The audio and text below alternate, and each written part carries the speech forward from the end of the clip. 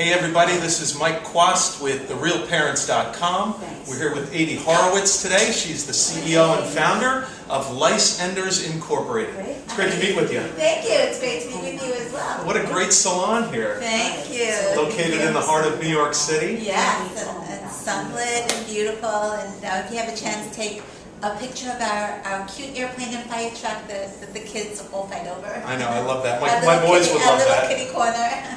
So, I mean, we have, my wife and I have 3 children, and in school you always hear about lice and you hear about bugs and those types of things. So, what was it that really kind of drove you down this road? I mean, why did you start this business? That is my favorite question, because everybody asks me that, but 15 years ago, my daughter Eve came home from school with head lice.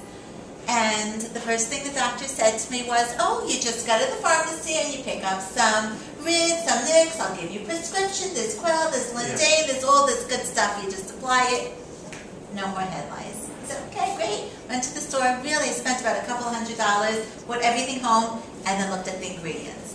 And I realized, oh my gosh, Scary. They want me to poison the bug by applying their chemicals to my child's head. That wasn't going to happen. So I really just set out to learn a non-toxic method of removing head lice that wasn't harmful to children. And then from there, just the business took off. Yeah, I mean, that's interesting because my sister had lice going way back, and it was the same thing. It was the Rid, it was the, the whatever they were called, those, but just the smell of them is so toxic and everything. So I credit you for looking for a natural solution to that. Thank you. What were some of the things that were like your first steps in starting the business, and how did you kind of a timeline from there to where you are now with this beautiful salon in New York? Thank you. Well, when I first learned how to, first found a method that was really chemical proof and worked on my own children, because of course I'm a mother of 4 and one's one-headed, they all got it. I understood the feeling that the moms had, because if you have a need for something, chances are other mothers have a need for it. And I used to turn to my husband over like every 10 minutes and I would say, why isn't there a service to take care of this? Yeah. And there wasn't any. So once I learned how to do it, and it took me the whole summer, it wasn't that easy, but then I just set out to help my friends. And I said, whoever needs help, I know what to do, come on, I'll teach you. Then I started just getting phone calls from all the parent body in the school and said, oh, will you come and help me with my child?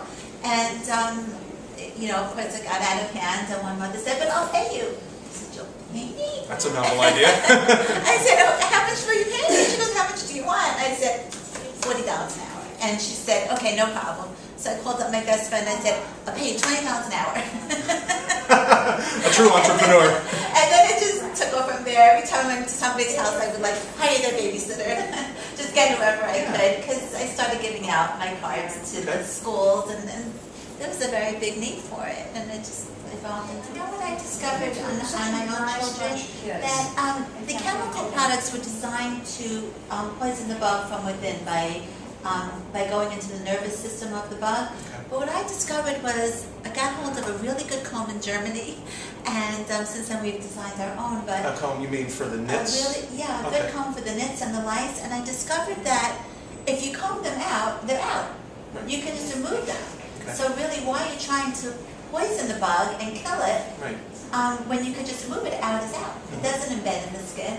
So I sort of worked around that method, and I was just looking for products that would really work to break down the shell of the bug with enzymes.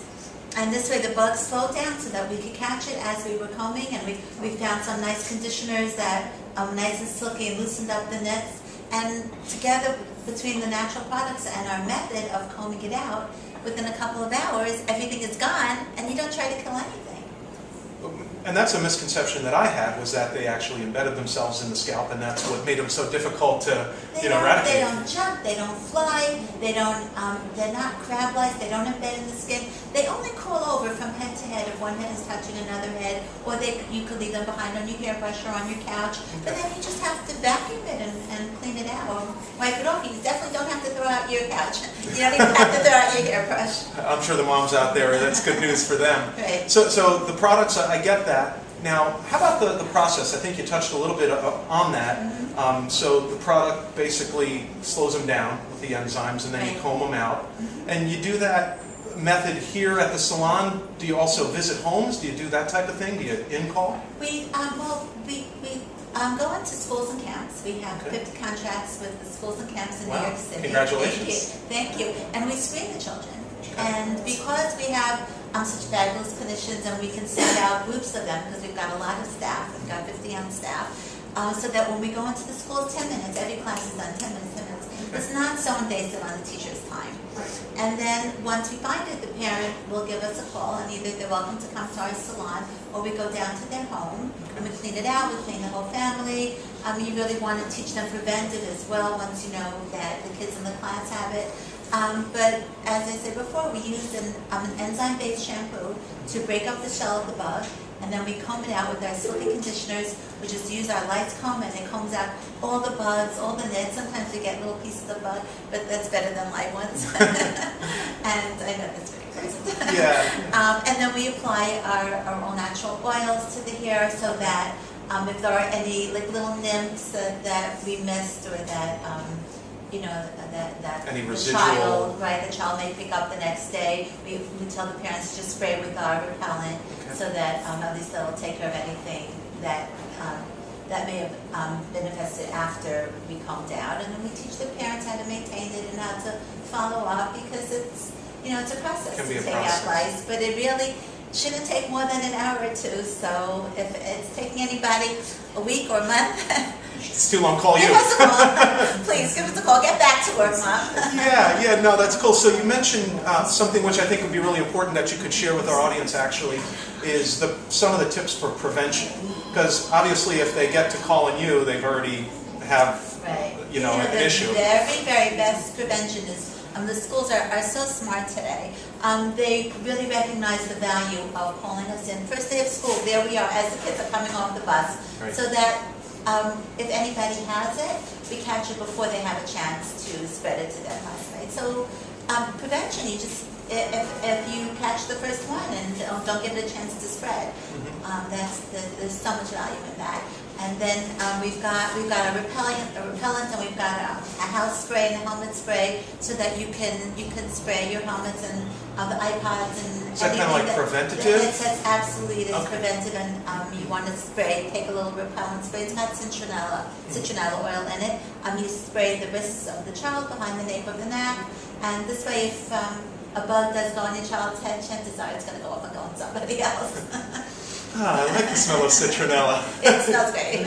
So it's other common things too, I think, like not sharing the combs and not sharing hats and those types of things, in order for kids to be aware of. I always teach parents, you have school-age children, learn what the knit looks like, educate yourself, and check your child once every 2 weeks. It takes about 2.5 minutes.